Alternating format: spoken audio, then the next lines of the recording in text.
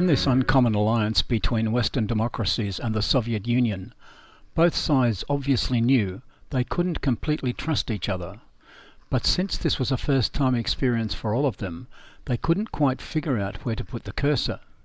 To what extent one could actually believe in the good faith of such an ally. This question was valid for Stalin as well as for the Western leaders. Words and signatures were one thing, but what was real deal behind them? According to Alexander Wirth, the Hopkins visit to Moscow, which laid the first basis for American help, had a cheering effect on the Russians. The exact purpose of the Hopkins visit was, of course, not disclosed at the time, except that it was assumed that the Americans were going to help. Needless to say, among ordinary Russians, there was already much talk about the necessity of a second front. Why couldn't the British land in France? Very little was as yet said about this officially, but party propaganda had clearly spread the word that this was very important, if not absolutely decisive. As a sop to Russian morale, a good deal was made of British air raids on Germany, though everybody seemed to feel that that wasn't enough. But of the active correspondence that was already going on between Churchill and Stalin, nothing was yet known to the Russian public. Both Sir Stafford Cripps and General Mason MacFarlane, the head of the British military mission, were well disposed to the Russians, even though MacFarlane occasionally spoke of this blood-stained regime, and Cripps had had to suffer a good many humiliations at the time of the Soviet-German Pact. Both considered the situation at the Russian front serious, but never hopeless, and were clearly convinced that the Russians would not be crushed, even though there were times when things looked pretty desperate. But throughout, both considered Russia as a lasting and decisive factor in the struggle against Nazi Germany. As a result, there was a significant difference in the way the Soviet government and people looked at the British on one side and at the Americans on the other. Whereas the Soviet-American relations were developing rapidly, relations with Britain were still lagging behind. This is clearly visible from the conversation between Ivan Maisky, Soviet ambassador to Britain, and British Foreign Secretary Anthony Eden on August 26. On 26 August 1941, Maisky had an emotional conversation with Eden, in which, speaking, he said personally, "The ambassador expressed the growing dissatisfaction in Moscow that Britain was offering very little in the way of help. If Britain was not going to open a second front, it should be more liberal in providing military equipment." In response to Eden's explanations, British bombing of Germany, operations in Libya, Iran, etc., Maisky declared, "It's not enough to pinch the rabid beast's tail, it must be hit around the head with a club." Macy's report to Moscow on this interview elicited, most unusually, a personal telegram on 30th August from Stalin himself. "Your conversation with Eden regarding England's strategy fully reflects the mood of the Soviet people. I am glad that you have perceived the mood so well. Especially the British government assists the Hitlerites with its passive wait-and-see policy. English passivity helps the Hitlerites. The fact that England applauds us and curses the Germans does not change anything. Do the English understand that? I think they do. So what do they want? I think they want us to weaken. If this assumption is correct, we have to be careful with the English." The hollowness of British strategy at this stage of the war before Pearl Harbor is evident from this passage in Churchill's directive. "The Russians will no doubt ask how you propose to win the war, to which our answer should be, by going on fighting till the Nazi system breaks up as the Kaiser broke up last time. For this purpose we shall fight the enemy wherever we meet them on favourable terms. We shall undermine them by propaganda, depress them with the blockade, and above all bomb their homelands ceaselessly, ruthlessly, and with ever-increasing weight of bombs. We could not tell last time how when we should win the war, but by not giving in and not wearing, we came through all right." Or, as he liked to say in private, just KBO, keep buggering on. August 30, 1941. Personal message from Prime Minister to Monsieur Stalin. I have been searching for any way to give you help in your splendid resistance, pending the long-term arrangements which we are discussing with the United States of America and which will form the subject of the Moscow conference. Monsieur Maisky has represented that fighter aircraft are much needed in view of your heavy losses. We are expediting the dispatch of the 200 Tomahawks about which I wrote in my last message. Our 2 squadrons should reach Murmansk about September 6th, comprising 40 Hurricanes. You will, I am sure, realize that fighter aircraft are the foundation of our home defense. Besides which, we are trying to obtain air superiority in Libya and also to provide Turkey so as to bring her in on our side. Nevertheless, I could send 200 more Hurricanes, making 440 fighters in all, if your pilots could use them effectively. These would be 8 and 12 gun Hurricanes, which we have found very deadly in action. We could send 100 now and 2 batches of 50 soon afterwards, together with mechanics, instructors, spare parts and equipment, to Archangel. Meanwhile, arrangements could be made to begin customizing your pilots and mechanics to the new type if you send them to our squadron at Murmansk. If you feel that this will be useful, orders will be given here accordingly. The news that the Persians have decided to cease resistance is most welcome, even more than safeguarding the oil fields. Our object in entering Persia has been to get another through route to you which cannot be cut. The Foreign Secretary has given to Monsieur Maisky for you the kind of terms which we should like to make with the Persian government, so as to have a friendly people and not be compelled to waste a number of divisions merely guarding the railway line.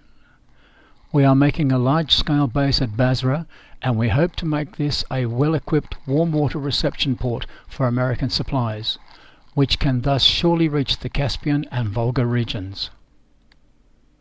I must again express the admiration of the British nation for the wonderful fight which the Russian armies and the Russian people are making against the Nazi criminals. General McFarlane was immensely impressed by all he saw at the front. A very hard time lies before us, but Hitler will not have a pleasant winter under our ever-increasing air bombardment. I was gratified by the very firm warning which Your Excellency gave to Japan about supplies via Vladivostok. President Roosevelt seemed disposed when I met him to take a strong line against further Japanese aggression, whether in the South or in the Northwest Pacific, and I made haste to declare that we would range ourselves upon his side should war come. Personal message from Premier Stalin to the Prime Minister, Mr. Churchill. Please accept my thanks for the promise to sell to the Soviet Union another 200 fighter airplanes, in addition to the 200 fighters promised earlier. I have no doubt that Soviet pilots will succeed in mastering them and putting them to use. I must say, however, that these aircraft, which it appears we shall not be able to use soon, and not all at once, but at intervals and in groups, cannot seriously change the situation on the Eastern Front. They cannot do so not merely because of the scale of the war, which necessitates the continuous dispatch of large numbers of aircraft, but also and chiefly because during the last 3 weeks the position of the Soviet troops has considerably deteriorated in such vital areas as the Ukraine and Leningrad. The fact is that the relative stabilization of the front, achieved some 3 weeks ago, has been upset in recent weeks by the arrival of 30 to 34 fresh German infantry divisions and enormous numbers of tanks and aircraft at the Eastern Front, and also by the activation of 20 Finnish and 26 Romanian divisions. The Germans look on the threat in the west as a bluff, so they are moving all their forces from the west to the east with impunity, knowing that there is no second front in the west, nor is there likely to be one. They think it perfectly possible that they will be able to beat their enemies one at a time, first the Russians and then the British. As a result, we have lost more than half the Ukraine, and, what is more, the enemy is now at the gates of Leningrad. This has resulted in a lessening of our defence capacity and has confronted the Soviet Union with grave danger. Here it is pertinent to ask, what is the way out of this more than unfavourable situation? I think the only way is to open a second front this year somewhere in the Balkans or in France. One that would divert 30 to 40 German divisions from the Eastern Front and simultaneously to supply the Soviet Union with 30,000 tons of aluminium by the beginning of October, and a minimum monthly aid of 400 airplanes and 500 tanks of small or medium size. Without these two kinds of aid, the Soviet Union will be either defeated or weakened to the extent that it will lose for a long time the ability to help its allies by active operations at the front against Hitlerism. I realise that this message will cause Your Excellency some vexation, but that cannot be helped. Experience has taught me to face up to reality, no matter how unpleasant it may be, and not to shrink from telling the truth, no matter how unpleasant. The matter of Persia came off well indeed. Joint operations by the British and Soviet troops settled the issue, and so it will be in the future as long as our forces operate jointly. But Persia is merely an episode. It is not in Persia, of course, that the outcome of the war will be decided. The Soviet Union, like Britain, does not want war with Japan. The Soviet Union does not deem it possible to violate treaties, including the Treaty of Neutrality with Japan. But should Japan violate that treaty and attack the Soviet Union, she will be properly rebuffed by Soviet troops. In conclusion, allow me to thank you for the admiration you have expressed for the operations of the Soviet troops, who are waging a bloody war against Hitler's robber hordes for our common liberation cause.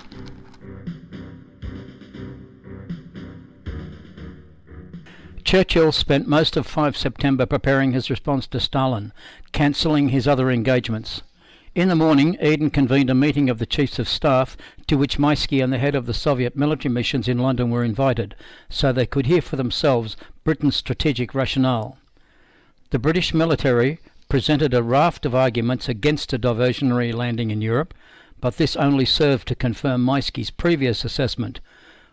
One could sense that the Chiefs of Staff are simply hypnotised by the might of the German war machine and wholly deprived of initiative and boldness.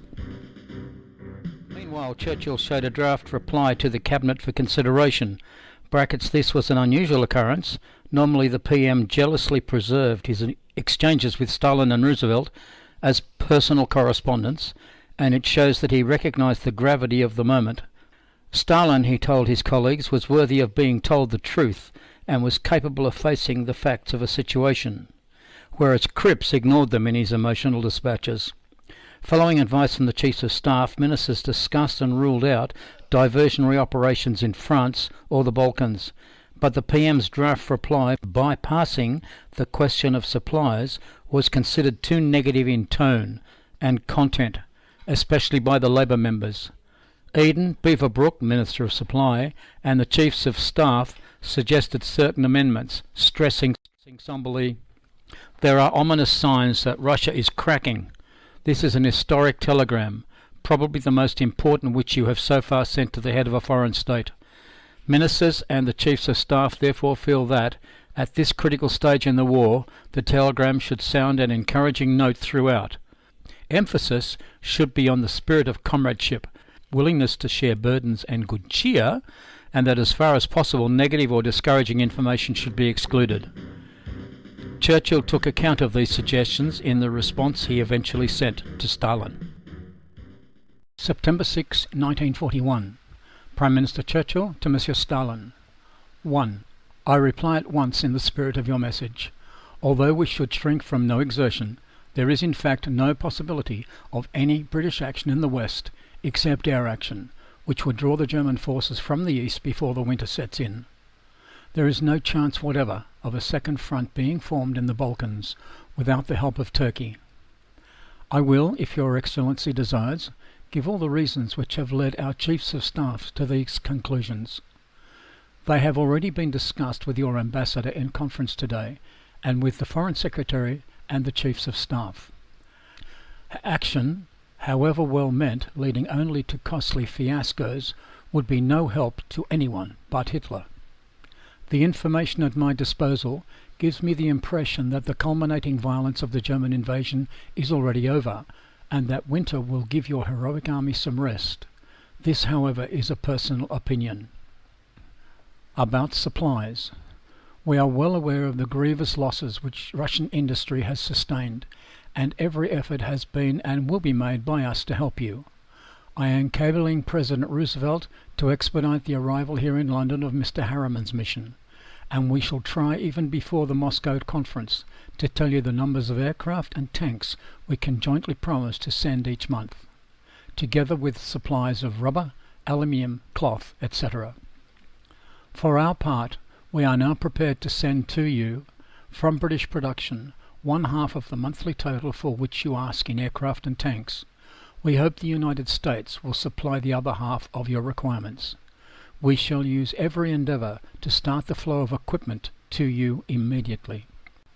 We have already given the orders for supplying the Persian Railway with rolling stock to raise it from its present capacity of 2 trains a day each way up to its full capacity, namely 12 trains a day each way.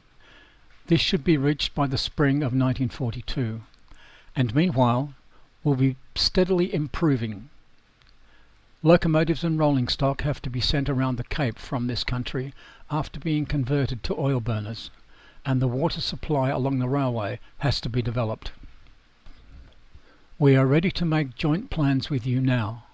Whether British armies will be strong enough to invade the mainland of Europe during 1942 must depend upon unforeseeable events. It may be possible, however, to assist you in the extreme north where there is more darkness. We are hoping to raise our armies in the Middle East to a strength of 750,000 before the end of the present year, and thereafter to 1 million by the summer of 1942. Once the German-Italian forces in Libya have been destroyed, all these forces will be available to come into line on your southern flank, and it is hoped to encourage Turkey to maintain at least a faithful neutrality. Meanwhile, we shall continue to batter Germany from the air with increasing severity, and to keep the seas open and ourselves alive. In your first paragraph, you used the word sell. We had not viewed the matter in such terms, and have never thought of payment. Any assistance we can give you would better be upon the same basis of comradeship as the American Lend-Lease bill, 12 of which no formal account is kept in money. We are willing to put any pressure upon Finland in our power, including immediate notification that we will declare war upon her should she continue beyond the old frontier. We are asking the United States to take all possible steps to influence Finland. September 13, 1941. Premier Stalin to Prime Minister Churchill. In my last message, I set forth the views of the government of the USSR on the opening of a second front as the chief means of promoting our common cause. In reply to your message in which you reaffirm the impossibility of opening a second front at the moment, I can only repeat that its absence is playing into the hands of our common enemies. I have no doubt that the British government wants the Soviet Union to win and is searching for ways to attain that goal. If at the moment the opening of a second front in the West seems unfeasible to the British government, then perhaps some other means could be found of rendering the Soviet Union active military aid against the common enemy. It seems to me that Britain could safely land 25 to 30 divisions at Archangel, or ship them to the southern areas of the USSR via Iran for military cooperation with Soviet troops on Soviet soil in the same way as was done during the last war in France. That would be a great help. I think that help of this kind would be a severe blow to the Hitler aggression. Please accept my thanks for the promise of monthly British aid in aluminium, aircraft and tanks. I can but be glad that the British government contemplates this aid not as a transaction of selling and buying aircraft, aluminium and tanks, but in the shape of comradely cooperation. It is my hope that the British government will have not a few opportunities of satisfying itself that the Soviet government knows how to appreciate help from its ally.